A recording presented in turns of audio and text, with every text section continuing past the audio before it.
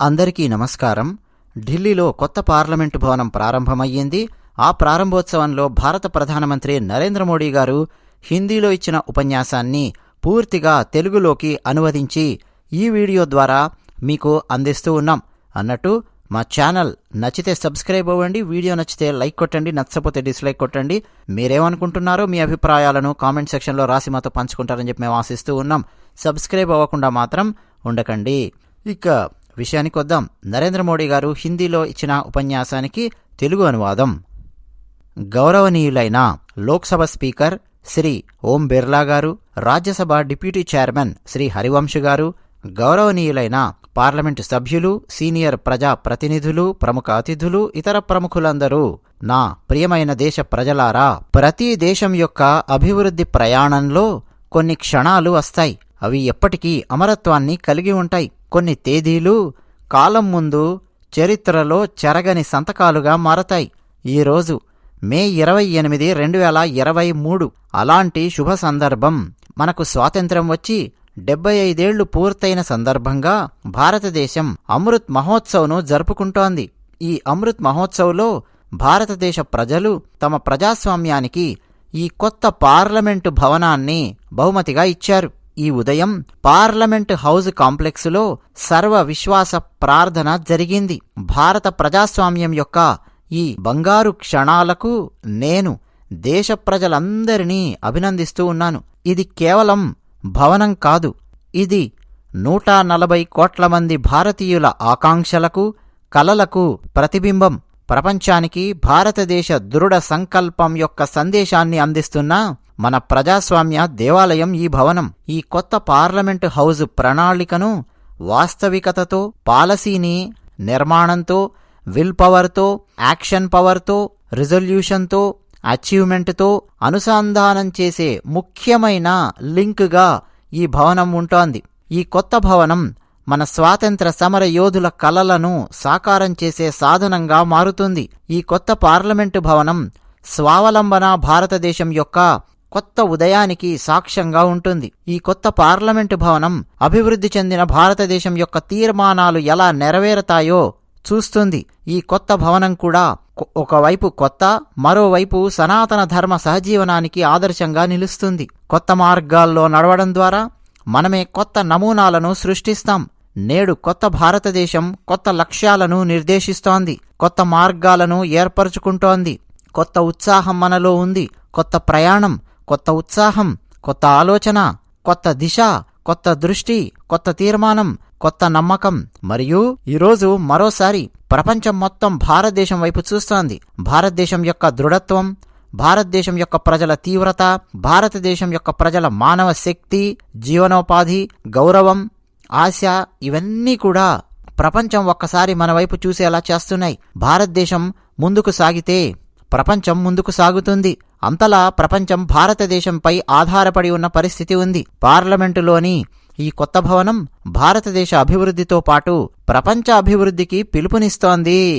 ఈరోజు ఈ చారిత్రాత్మకమైన సందర్భంగా కొంతకాలం క్రితం పార్లమెంటు కొత్త భవనంలో పవిత్ర సెంగోల్ కూడా స్థాపించబడింది. ఈరోజు ఈ చారిత్రాత్మకమైన సందర్భంగా కొత్త పార్లమెంటు భవనంలో పవిత్రమైన సెంగోల్ కూడా స్థాపించబడింది. మహత్తరమైన చోళ సామ్రాజ్యంలో సెంగోల్ విధి విధానాల యొక్క మార్గం, సెంగోల్ సేవ యొక్క మార్గం, దేశం యొక్క మార్గానికి ఈ సెంగోల్ ఒక ప్రతీకగా పరిగణించబడుతుంది. రాజాజీ మరియు ఆధీనం యొక్క ఋషుల మార్గదర్శకత్వంలో ఈ సెంగోల్ అధికార బదిలీకి గుర్తుగా మారింది. తమిళనాడు నుంచి ప్రత్యేకంగా విచ్చేసిన ఆధీనంలోని సాధువులు ఈ ఉదయం పార్లమెంటు భవనానికి హాజరై మమ్మల్ని ఆశీర్వదించారు. నేను వారందరికీ మరొక్కసారి నమస్కరిస్తూ ఉన్నాను. ఈ పవిత్రమైన సెంగోల్ ఆ సాధువుల యొక్క మార్గదర్శకత్వంలో లోక్సభలో స్థాపించబడింది. ఈ మధ్య కాలంలో సెంగోల్ చరిత్రకు సంబంధించిన చాలా సమాచారం మీడియాలో మీ అందరికీ వెల్లడయ్యింది. నేను దాని గురించి ఇక్కడ వివరంగా చెప్పదలుచుకోలేదు. కానీ నేను ఈ పవిత్రమైన సెంగోల్ను, దాని గౌరవాన్ని తిరిగి దానికి ఇవ్వడం ద్వారా మాకు ఒక కొత్త అదృష్టం వచ్చింది అని నమ్ముతూ ఉన్నాను. ఈ పార్లమెంటు హౌజులో కార్యకలాపాలు ప్రారంభమైనప్పుడల్లా ఆ సెంగోల్ మనందరికీ స్ఫూర్తినిస్తుంది. ఈనాడు సెంగోలుకు తిరిగి దాని గౌరవం దానికి దక్కింది. భారతదేశం ప్రజాస్వామ్య దేశం మాత్రమే కాదు, ప్రజాస్వామ్యానికి తల్లి మన భారతదేశం. నేడు భారతదేశం కూడా ప్రపంచ ప్రజాస్వామ్యానికి అతిపెద్ద పునాది. ప్రజాస్వామ్యం అనేది మనకు కేవలం ఒక వ్యవస్థ మాత్రమే కాదు, ప్రజాస్వామ్యమే మన సంస్కృతి, మన ఆలోచన, మన సాంప్రదాయం, మన వేదాలు, సభలు, సమితులు ఇవన్నీ ప్రజాస్వామ్య ఆదర్శాలను మనకు బోధిస్తాయి. మహాభారతం లాంటి గ్రంథాలలో గణాలు మరియు గణతంత్ర వ్యవస్థల గురించి ప్రస్తావించబడింది. వైశాలి లాంటి గణతంత్ర రాజ్యాలు ఎలా ఉంటాయో ఇక్కడ మన భారతదేశంలో మనం చూపించాం. భగవాన్ బసవేశ్వరుని అనుభవ మంటపాన్ని మేము సగర్వంగా భావిస్తాం. ప్రజాస్వామ్యానికి అది ఒక ప్రతీక. తమిళనాడులో దొరికిన 900 సంవత్సరాల క్రితం నాటి శాసనం ఇప్పటికీ మనందరినీ ఆశ్చర్యపరుస్తోంది. మన ప్రజాస్వామ్యం మన స్ఫూర్తి, మన రాజ్యాంగం మన సంకల్పం. ఈ స్ఫూర్తికి, ఈ తీర్మానానికి ఎవరైనా ఉత్తమ ప్రతినిధి అయితే అదే మన పార్లమెంటు. ఈ పార్లమెంటు భారతదేశానికి ప్రాతినిధ్యం వహిస్తున్న గొప్ప సంస్కృతిని ప్రకటిస్తోంది. సేతే నిపాద్య మనస్య చరతి చరతో భాగః చరైవేతి చరైవేతి చరైవేతి అంటే ఆగిపోయేవాడి అదృష్టం కూడా ఆగిపోతుందని చెప్పడమే దీని అర్థం. కాని కొనసాగే వ్యక్తి యొక్క విధి ముందుకు కొనసాగుతుంది, సరికొత్త శిఖరాలను తాకుతుంది. కాబట్టి కొనసాగించండి, కొనసాగించండి, కొనసాగించండి.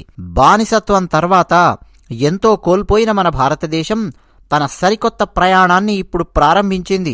ఆ ప్రయాణం ఎన్నో ఒడిదుడుకుల మధ్య సాగి ఎన్నో సవాళ్లను అధిగమించి స్వాతంత్ర స్వర్ణ యుగంలోకి ప్రవేశించింది. స్వాతంత్రానికి సంబంధించిన ఈ అమృతం వారసత్వాన్ని ఒకవైపు పరిరక్షిస్తూనే అభివృద్ధిలో సరికొత్త కోణాలను రూపొందించే ప్రయత్నం చేస్తోంది. ఈ స్వాతంత్ర అమృతకాల్ భారతదేశానికి కొత్త దిశానిర్దేశాన్ని చేస్తోంది. అనంతమైన కలలు మరియు అసంఖ్యాకమైన ఆకాంక్షలను నెరవేర్చడానికి ఈ స్వేచ్ఛా అమృతం ప్రయత్నం చేస్తూ అమరకాలపు పిలుపునిస్తోంది. ఈ స్వేచ్ఛా మాతృభూమికి కొత్త విలువలు కావాలి, కొత్త పండగకు కొత్త జీవనం కావాలి, స్వేచ్ఛా గానం కోసం కొత్త రాగం కావాలి, కొత్త పండగ కోసం కొత్త జీవనం కావాలి. అందుకే భారతదేశ భవిష్యత్తును ఉజ్వలంగా మార్చే ఈ వర్క్ ప్లేస్ కూడా అంతే వినూత్నంగా ఉండాలి, ఆధునికంగా ఉండాలి. అందుకే ఈ భవనం. మిత్రులారా, భారతదేశం ప్రపంచంలోని అత్యంత సుసంపన్నమైన మరియు విలాసవంతమైన దేశాలలో ఒకటిగా పరిగణించబడే సమయం ఉంది.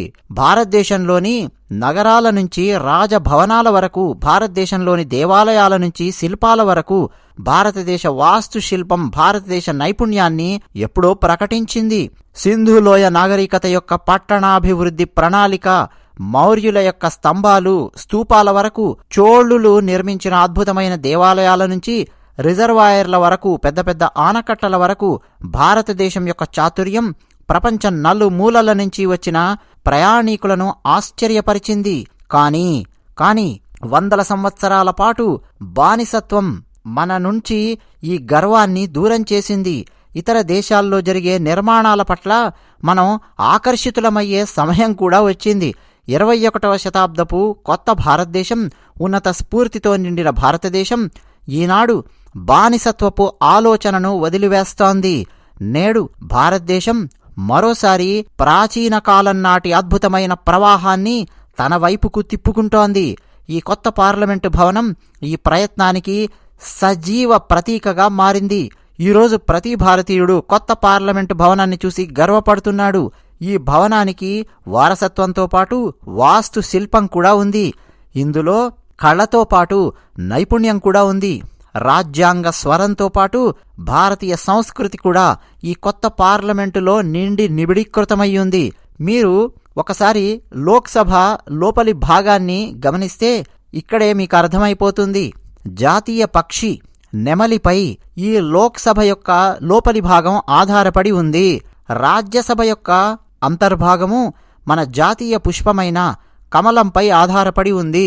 ఆ విధమైన నిర్మాణాన్ని ఇక్కడ చేశారు. పార్లమెంటు ఆవరణలో మన జాతీయ వృక్షమైన మర్రి చెట్టును మీరు చూడొచ్చు. మన భారతదేశంలోని వివిధ ప్రాంతాల వైవిధ్యం ఈ కొత్త భవనము వాటన్నింటికీ వసతి కల్పించింది. రాజస్థాన్ నుంచి తీసుకొచ్చిన గ్రానైట్, ఇసుకరాయిని ఇందులో అమర్చారు.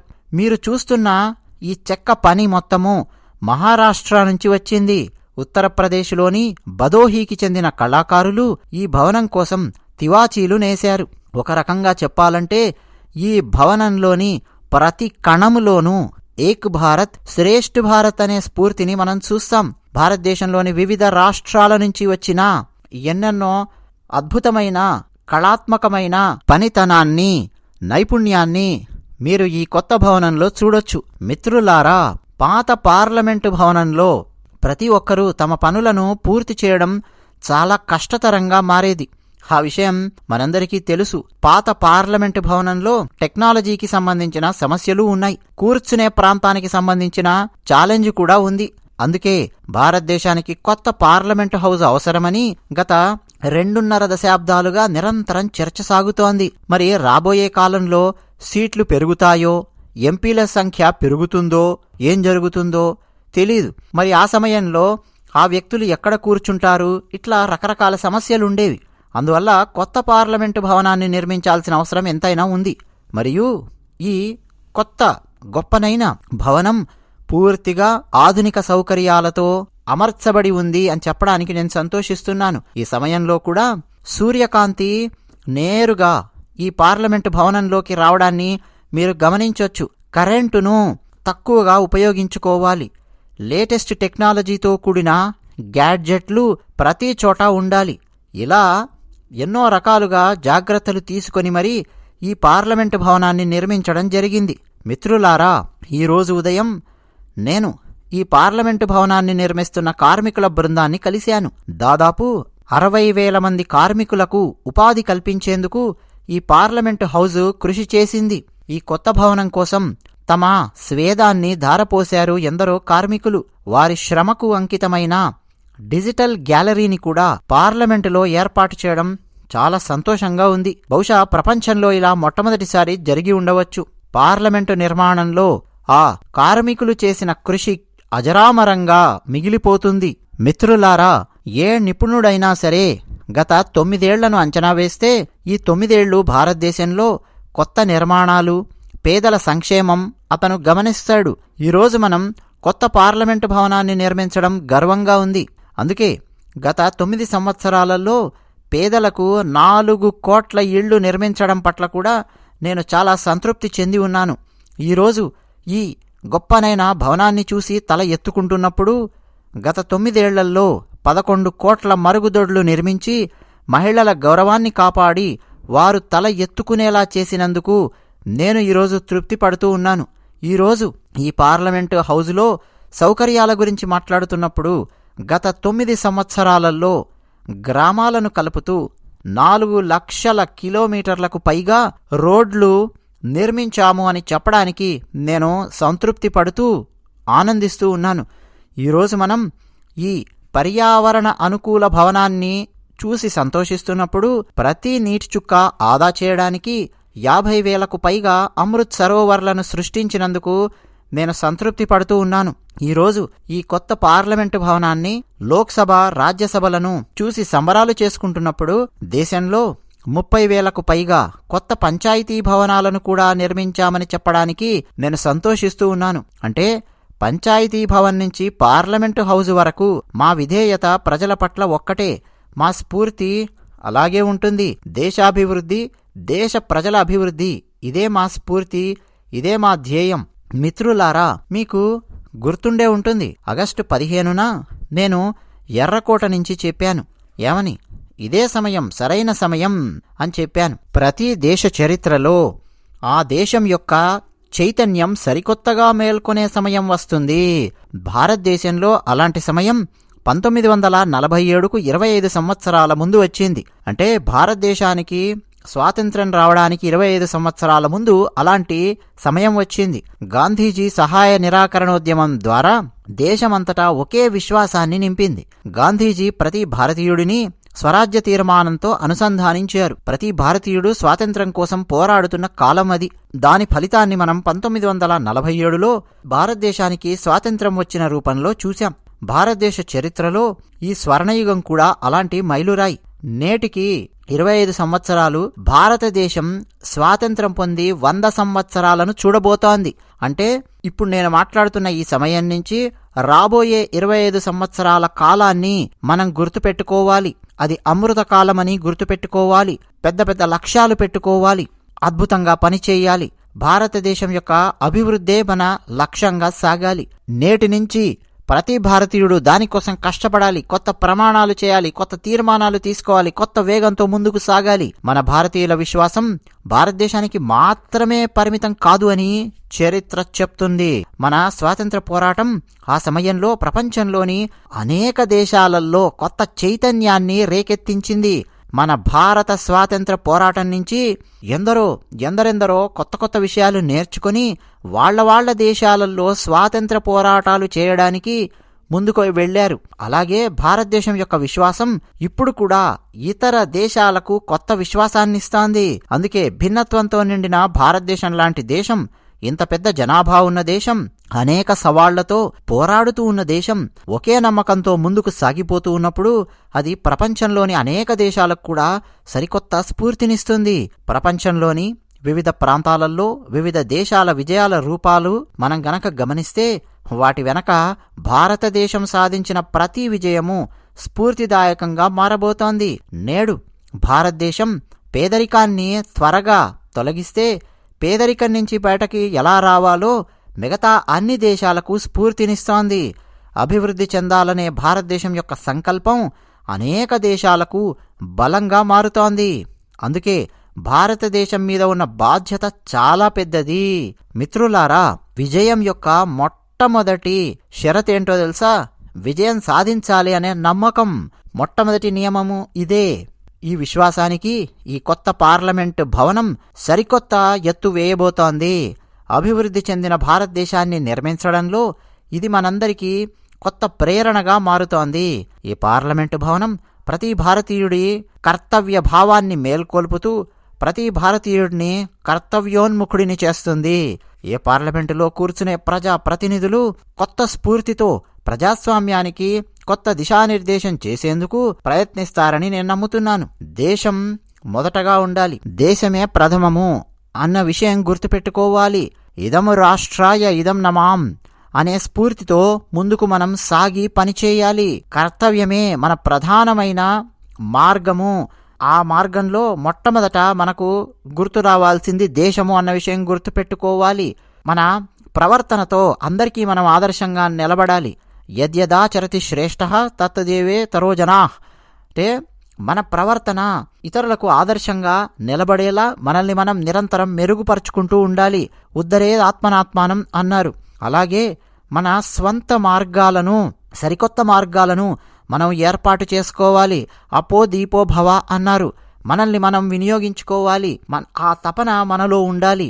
తపసోహి పరం నాస్తి తపసా విందతే మహత్ అన్నారు. అలాగే ప్రజా సంక్షేమాన్ని మన జీవిత మంత్రంగా చేసుకోవాలి.